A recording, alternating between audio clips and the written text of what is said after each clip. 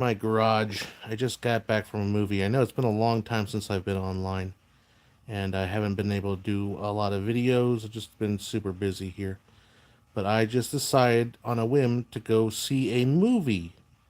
And I just decided, hey, I'm just gonna look at the movie listings and just pick a movie totally something that didn't look terrible. And I just stumbled upon this movie called Everything Everywhere All at Once, and saw Michelle Yeoh was in it, and I just said, why not? I'm just gonna go see this thing. And I read a little synopsis, but I read about seven sentences in there, so I can see all your chats. There we go. So about seven sentences into it, and something about taxes, making your taxes, and I went and saw this movie, and it has been honestly the most amazing experience I've had in the movie theater in an insane amount of time. Hi Jackson, hi Mindo Works.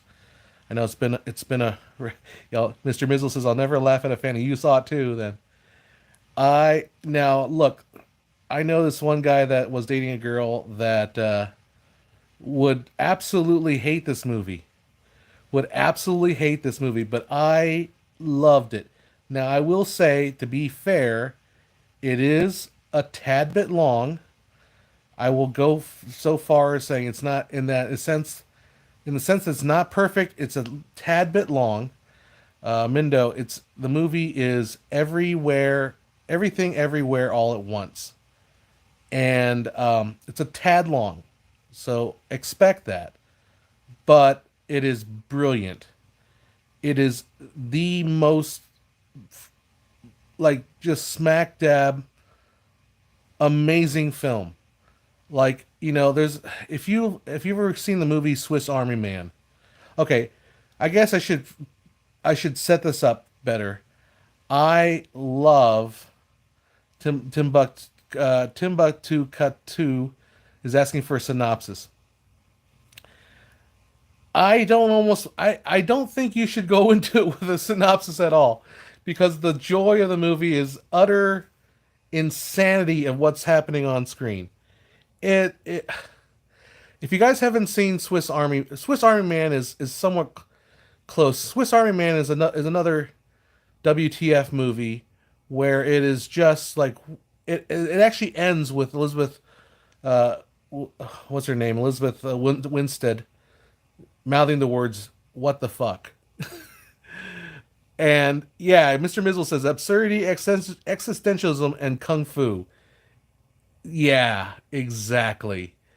It is amazing. So, okay, a basic synopsis is a lady, Michelle Yeoh, is working at her laundromat with her husband and her daughter, and her life is not going great. And she has a date with the IRS because they're getting audited. That's just the setup. But then it turns out that she's the center of a multi-dimensional universe where she needs to jump in and out and jack in and out between different characters. That's all you need to know. The movie. I'm sorry, like I've been so busy, I haven't had time to do any streaming or do anything with Filmmaker IQ, like for at least 3 weeks. That I had at 1 a.m. here in California time, I had to get online and proclaim my absolute love for this movie. Like it is amazing. Okay, so if you want, it's sort of Matrix mixed with Rick and Morty. If you want, the name of the movie is Everything Everywhere All at Once. It's yeah, like I said, the Matrix slash Rick and Morty slash. I'm trying to think what else we can throw in there. It's got a very Rick and Morty thing without Rick and Morty. But it's like it deals with this kind of the same absurdity and multidimensional existentialist kind of um, tinkering. But it's funny, and it's also a great action film. It's got how's the cinematography? Beautiful, absolutely gorgeous. There's a lot more heart. Exactly, Mr. Mizzles. See, I think he knows. He knows what I'm talking about. He saw the title. He saw the movie. A lot of heart in the movie, um, and it's it's amazing. Now I'm also, if you haven't, so I'm half Asian. My mom is Chinese, so I got a lot of sense of that Chinese mom in there. There's a lot. I mean, that's the, if you want to do diversity in movies, that movie is such a great example of great movies that have, people that you would, maybe they'll remake it with like Scarlett Johansson in the role or something. No, I haven't been smoking. Sorry, I'm coughing up here. I did paint today, so maybe I have some paint in my lungs. Um, but I think I'll watch it again. But I'll have some substances that are perfectly legal here in this great state of California. It is. I don't want to go more into it. Ki Hoi Kwan back, Data short round. That that was short round? You're kidding me. Oh, I don't know who that was. I know James Wong, the grandfather. Is it like Kung Fu Hustle? No. It's got some. I mean, it's got elements of Kung Fu Hustle in it, but it is way more absurdist and way more like just out there. I mean, like I said, compare it to like Swiss Army Man. Swiss Army Man, I believe it.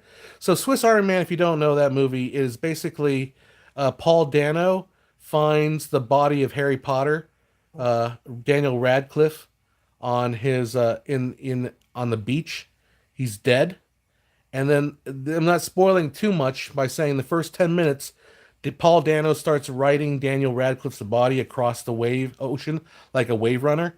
Like he's literally jet skiing on the dead body. Because okay, the reason why he can ride is because when he touches Daniel Radcliffe's body, he farts, and then the fart propels him through the water like a jet ski.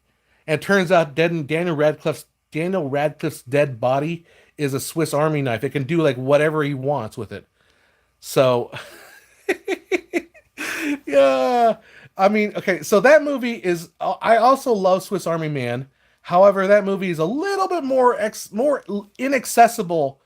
I think this movie, Everything, Everywhere, All at Once, is a little more accessible to the mainstream audience.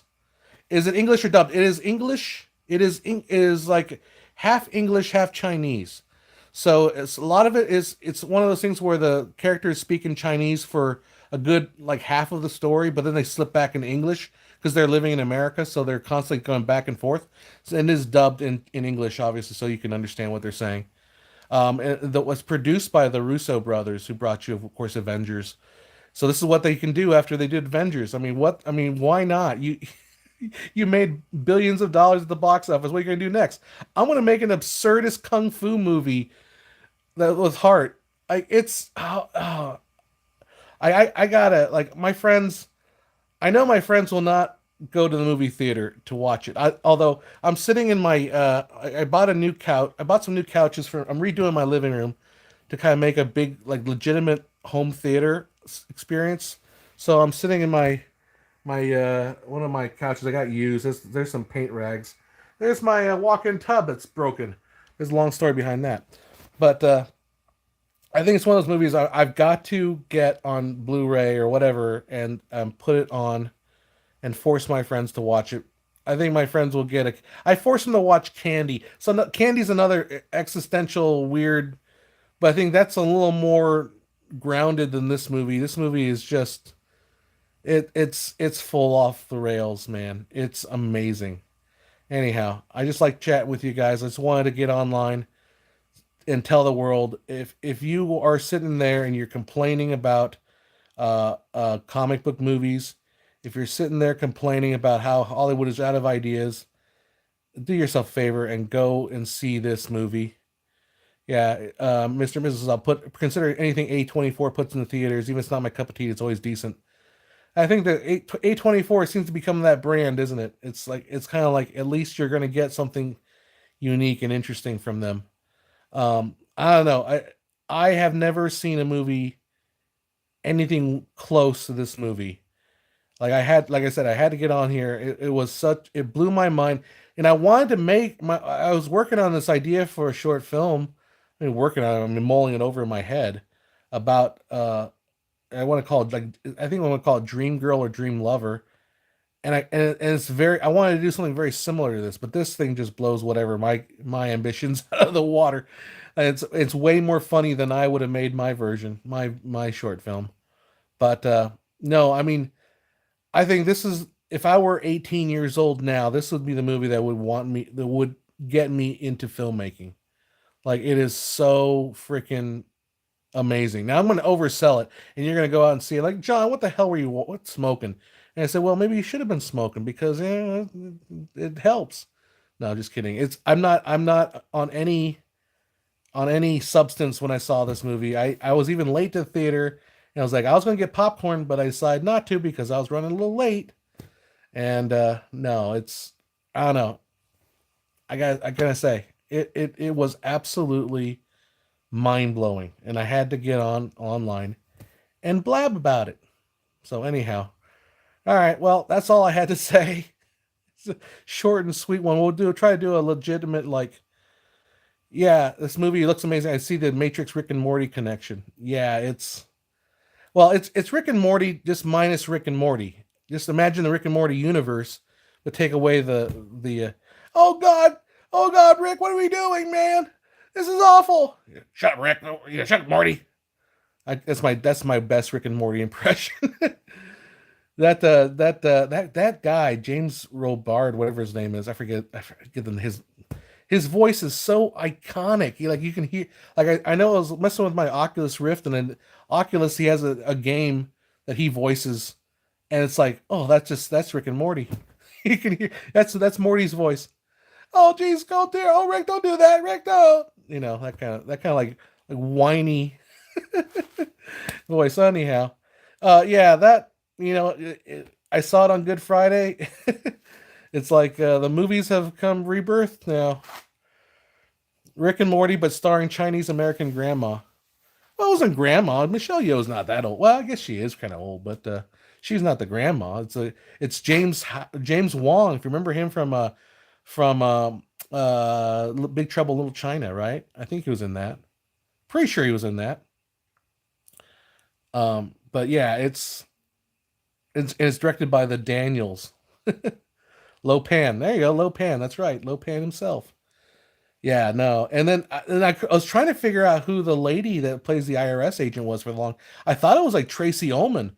I'm like, is that Tracy Ullman? Ah, it doesn't look like Tracy Ullman. And then the credits finally rolled, and it was the girl from Halloween. What's her name? Jamie Lee Curtis. Like, oh wow, they really dressed down Jamie Lee Curtis. I thought they tried to make her look like I thought it was like Tracy Ullman, but oh, Chinatown as the butler. Yeah, you're right. Chinatown as the butler. Yeah, he's had a long career. Yeah. No, I think the movie is just fantastic. How did A24 even get this funded considering all the crazy things happened in the film? I mean, I wonder if the Russo brothers basically made it happen because they produced it, or at least they're one of the producers. But I wonder if the Russo brothers just said, "Hey, we believe in this project, and we're the Russo brothers. We made Endgame, and we can do whatever the fuck we want." And I think that might have been what happened. I mean, I don't know. I haven't read any of the backstory. Like I said, I had no idea. I cried when they spoke Chinese. I loved it. Yeah, I even understood some of the Chinese. Some of the Chinese. The kaleidoscope filter effect. Yeah, I liked the whole film, and there's even a callback to some Kai Wong cinematography. I've never seen this movie, but the shots that they did in the street with the green light, and everyone, guy wearing the black horn rimmed glasses, like that was beautiful. I was watching that. I was like, that's Kai Wong. I forget. I'm not very familiar with my Chinese cinematography, but it's like I recognize that shot from another movie. Oh, missed the comment there. Oh, let's see. Live all comments. Let's see. You get someone like them to vouch for you. It happens. Yeah, that must have been quite an undertaking. Yeah, I mean it. Like when you watch it, you kind of wonder. So I'm working on this idea, that a similar idea, but it's called I want to do like a lot of dream kind of visualization, and I found some places on in LA on Peerspace that are like really bizarre. Well, not bizarre, but they're very interesting, artistic photo locations. People, I think they're kind of pushing from Instagram users and stuff like that. And I was so I wanted to use them as like a backdrop for some of my dream sequence stuff. Um, but I was trying to think like, well, I I couldn't sit down and like pre-plan all of this in my head. Sometimes you just go there and like, see and feel it. Can you imagine like the pre-production that went into this film and just the amount of like how did they you have to conceive of all these ideas and obviously they had the big ideas, but so Faustian Man says, was it only good because it's Asian and the Chinese seem to love it, but it's rather boring? It's not boring. I guarantee you it's not boring. I don't think so. I don't think that like I don't think the Chinese angle really plays in much at all, except there is a little bit of the mother daughter relationship is sort of Chinese culture, but then again, the mother daughter relationship is also Jewish. It's also Italian. It's also I think every culture has an overbearing mother stereotype kind of thing. So I don't think it's strictly Chinese. There is some Chinese references in that it's like they're doing a happy lunar New Year celebration at the laundromat. So I don't think honestly I don't think the Chinese thing will be much of a for audiences that aren't like it's not Joy Luck Club. I've never seen Joy Luck Club, but it's not Joy Luck Club. It's not Joy Luck Club. It's literally a kung fu movie. I'm just scrolling ahead. 90% of A24 films are films about low budget movies about depressed women being depressed. So when something a VFX crazy film like this or Green Knight is released, I'm surprised. Yeah. Mr. Mizzle says I was too depressed to be bored with Joy Luck Club. Yeah, I've never seen Joy Luck Club. So it is not Joy Luck Club. No, no, sir. No, no. So anyhow, I'll hang out for a little bit before I turn to bed, and just wallow in the it is Good Friday or was Good Friday, wallow in the rebirth of cinema this Easter, the rebirth of films. Like seriously, you go through and you watch. Yeah, I'm aware of what Red Letter Media puts out about the Picard show, and I've been following a lot of Critical Drinker a lot, and you're like, oh, they're all, they're commenting on the kind of the culture war of pop culture media, and it's good to see a movie where it's just no, this is wholly original. I'm not sure you could make something similar to this.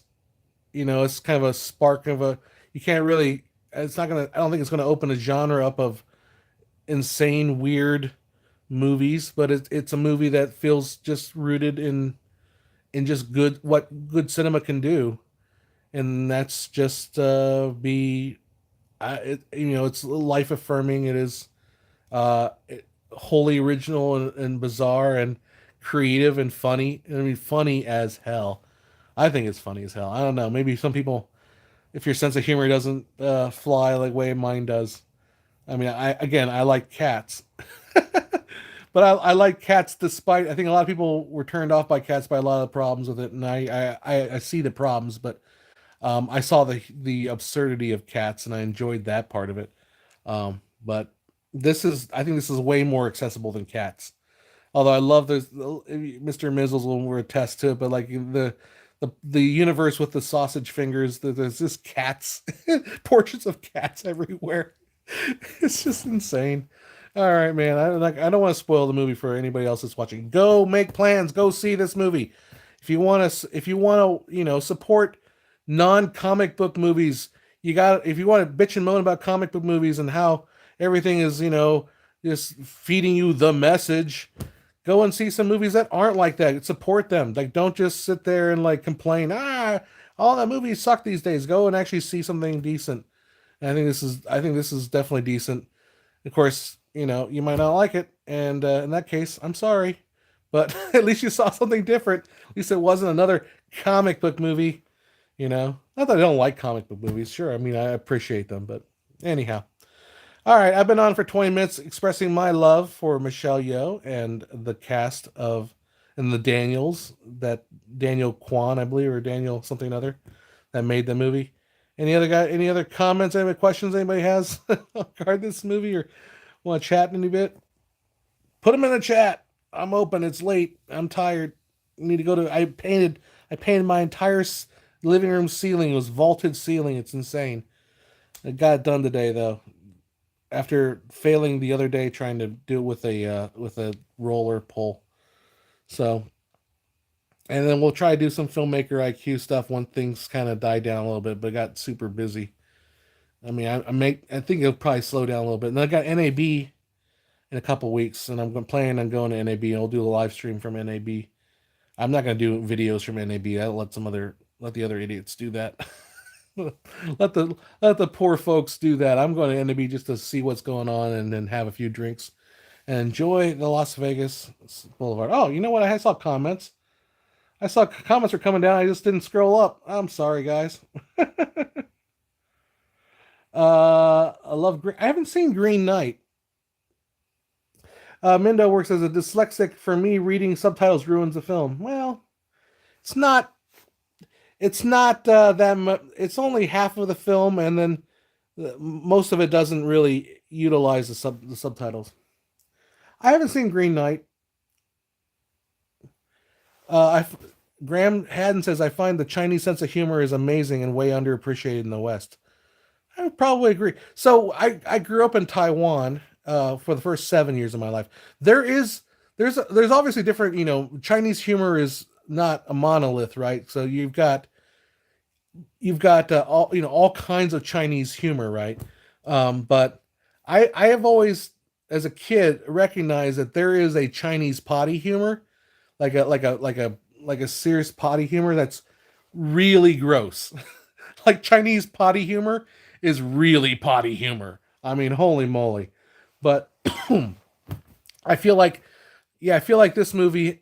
I don't know. Maybe it is a Chinese. I mean, I don't recognize it as Chinese humor, but there is certainly a very very like it's almost cartoonish. It's verge of cartoonish, and sometimes it goes over the board the cartoonish level. But anyhow, yeah. Didn't Jet Li make a similar movie titled The One? I don't think that's similar. I don't think he crosses in the multi-universe kind of dimensional thing. Mendo works as a hat. Wait another 2 hours, and you will be where the rest of us are when you do live stream in the U.S. Yeah. Well, I'm usually up by like 1 o'clock or so. But all right. Well, that's what I wanted to share with you. We'll try to do some filmmaker IQ stuff and hopefully do a video. Well, I've got a video written out. I just got to do it, and I think I've got another half a script written out. So we'll do that. All right. Well, you guys will probably have a lot more people watching this rest of the day, and then I'll probably look back and say, "What were you thinking, John, doing that late night stream?" Well, it is what it is. All right, guys. We shall see you guys later. Go out and make something great. Make something like freaking everything, everywhere, every whatever at once, and do your taxes. Oh wait, today's tax day. That's why they released it today. Today's tax day. Oh, that was brilliant. Brilliant bit of marketing. All right, guys. We'll see you later. Take care now. Bye.